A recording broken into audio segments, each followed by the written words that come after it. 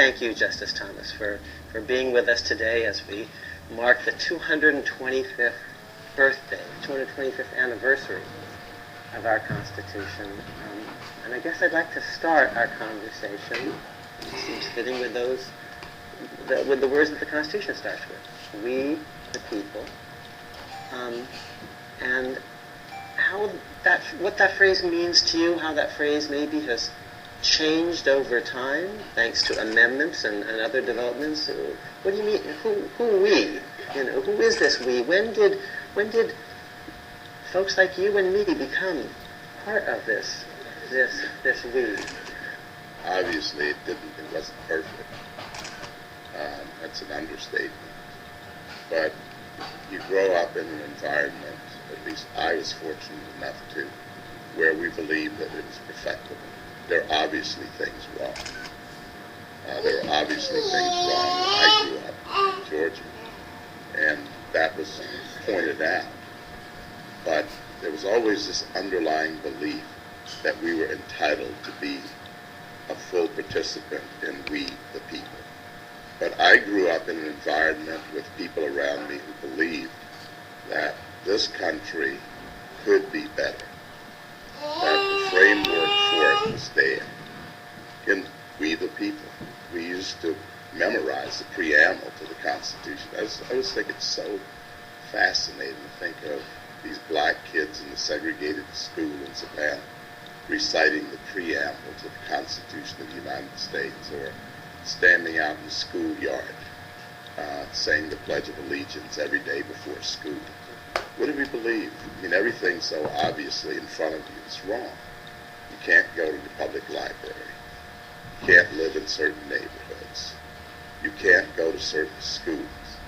But despite all of that, you lived in an environment of people who said it was still our birthright to be included, and continue to push not only to change the laws, but to maintain that belief in our hearts. But can you imagine, when I grew up, that's the enthusiasm we had for a country that did not allow us to fully participate. And if one of the birthrights that's been passed on, I still have it. I still believe that it's perfectible. And I think I resist the kind of attitude that it's all lost. It's the same attitude I had then. It's ours. It's ours to make the best of, to disagree about, to work with, to realize its imperfections, but to keep working with it. So I'm totally a sucker, I get chills about it, because that's the beginning of the development of a place that allows you and me to be here, with all its warts. It's sort of the way I feel about my hometown of Savannah. It's got a lot of problems, but it's my home. And that's the way I feel about the Constitution. It's got a lot of problems. I don't know if I could do any better, but it's ours. And we get a chance, through this wonderful opportunity that we have in different roles, to make it all work, to try to understand, to try to make the country work.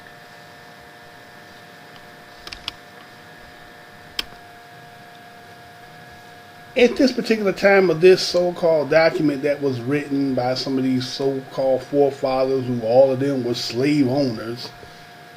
Now, when it talks about the Constitution, it's talking about we the people, right? It says we the people.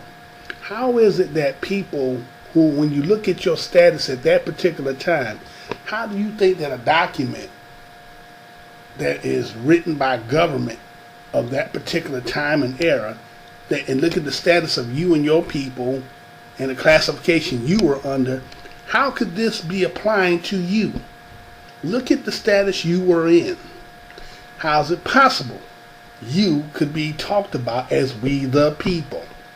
That's number one. Number two is, if we are included in this so-called Constitution, why did they have to come up with the 14th, the 13th, the 14th, and the 15th Amendment? See, I like all these people who have this so-called, they say, well, I'm pessimistic in my thinking, and they're optimistic in the way they look at things. But I deal with truth and facts. I'm not dealing with, as in science they call a hypothesis, these illusionary Hollywood type of tactics and things of that nature. I don't deal with that aspect of it. I'm dealing with what is the tangibles, which can be touched, those type of things. And when you really look at this, what does the word amendment mean? Well, to change or modify for the better. Well, if somebody has to change something or to modify it for the better, that means it was not there originally. Did you catch that? I'll say that again. Amendment means to change or modify for the better. Now, that means when somebody originally made that document, they had you not in mind. But then they had to amend or bring some kind of clause in to give you an add-on. Because let's look at it from this point. If you say we the people, and you mean we the people as entirety, the 13th, 14th, 15th Amendment don't even need to be amended. Right? It don't need to be added. Because when you say we the people, that's everybody, entirely. But that's not true. See, this is going to show you how connotations, things appear to be one way, but then, it's a smoke and mirror game. And you got to catch on how it's being played. Now, let's look at those amendments. The 13th Amendment was to outlaw slavery and the involuntary servitude. The only time when it was acceptable is if your ass get locked up. Think about today, folks. Think about incarceration. Go look up CCA. Go look up that CCA and look with that and see how this country is the number one leader in incarceration, even though it has only a 6% populace ratio, but it's number one in locking up. And we know who all up in there.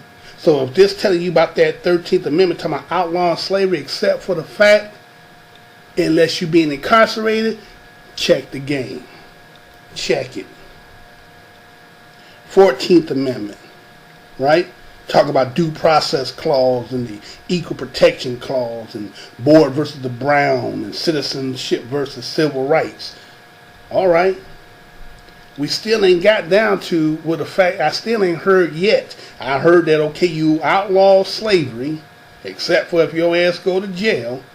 The other part seems to be due process of the law. So this little add-on that we putting in for you, that we're going to make certain laws that we're going to have to be abiding by to see. But see, obviously we have to add this in because you're not part of the original. But we add this in to include you in. If we supposed to be naturally added in, you don't need this. Do anybody understand what I'm saying here? You don't need to add this in because the word in itself says we the people. And we the people mean the people in the way that he said he was thinking from a underlying belief. We the people, of course, when you form the grounds looking up from this Constitution, that's including us. But that's not what happened, y'all. And here was this brother here, Clarence Thomas, who on this judiciary committee, team, judge, whatever you want to call it. And even this day, he can't even tell you. He still got to play around. See, that's what I'm talking about. This professionalism, this thing we do as black folks when it comes to we have to uphold our job because we're scared if we lose our damn job, that if we say something that is factual and right and true, that we're going to lose this prominent position or all this I have accumulated through all this hard work. And see, if you got something to lose, then you ain't got nothing to fight. But when you ain't got nothing to lose, you got all the reason to be fighting. So again, where do you stand at? Clarence said something about when he grew up. Like, that was much of a different time than it is today. You know, when you talk to, you know, okay, it depends on how you look at generationally. We have the, you know, they have it kind of where Martin, we have the baby boomer generation, then you have your generation X, and then your generation Y and Z, and then you got the silent generation, right? Most of your silent generation is the ones who did a lot of that protesting, what you're talking about in the 60s and things of that stuff. But the baby boomers, see, no, I won't talk about that, but I'm going to make that another topic for another time and talk about that. And we're going to talk about who really fell asleep at the wheel and didn't put in much work. But anyway, so you'll have people who come out of these particular generations and they want to say, well, you know, we were more closer to slavery, and I remember we were still picking cotton, and we were still down there with the Jim Crow laws. And has anything really, I mean, it's like saying, if you see chains, cotton field, people say slavery. But see, can you still be a slave and still not see chains, cotton? Can you still be a slave? See, and this is the illusion that they're giving you. So, you know, and so what they try to do, they're trying to make you believe in the illusion so that you can keep fighting towards something that, let me tell you something, y'all. If your car broke and demolished, can it be repaired? Or you got to get a new one? If your relationship between you and whoever that you're dealing with, whether it be man or woman, and it's over with, and they don't want you no more, can you repair it? See, this is, I mean, he said in his dissertation here, he said, talking about, it could be perfect, but it's a lot of things that is broken with the Constitution. It ain't just that wording in the Constitution. It has something to do with the foundation. You know what I mean? Because the only way you can eradicate this is to destroy it. You have to destroy it and to rebuild. Now, you know damn well they are not going to do that. So all you optimistic ass people who sit here thinking that somehow that if we just, you know, keep making progress and do all these things, that somehow everything gonna be all right. But they told you already in the document that you weren't. And let me tell you something. And the funny part about it is, when you talk about that 13th, 14th, 15th Amendment, you're only talking about the black folks. So, well, let me see something. See, we have this thing about saying that, okay, progress. We have a black president. We had a Secretary of State, and all these so-called. But let's ask yourself: just because we put somebody in those positions, does that mean that things? I mean, you're still running something for somebody else. Somebody did all this killing, all this usurpation, all this colonization.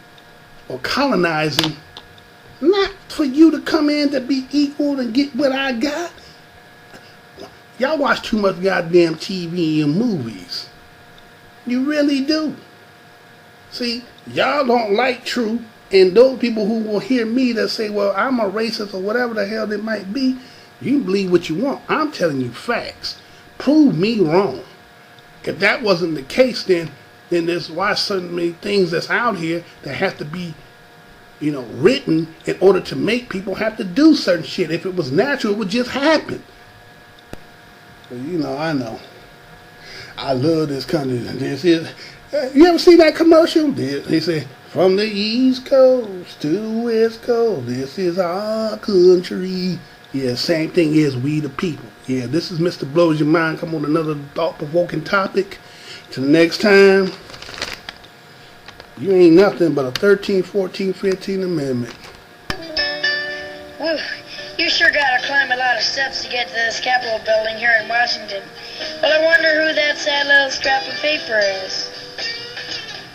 I'm just a bill, yes, I'm only a bill, and I'm sitting here on Capitol Hill.